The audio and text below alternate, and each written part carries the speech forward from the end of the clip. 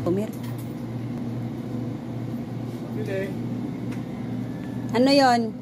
Ay naku kuya, unahan na kita. Wala akong malaking sardinas. Wala din po akong pusit na daing.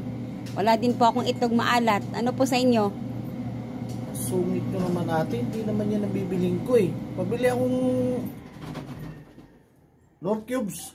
Ano pong North Cubes? Baka wala na namang hinahanap nyo dito na klaseng North Cubes. Pork, isa lang. Oh. Ba't galit kayo? Magkano to? 7. Paki-plastic. Ano? Pa-plastic pa to. Ang liit-liit yan eh. Hindi mo na may bulsa yan. Yan ang gusto ko. Ilagay mo sa plastic.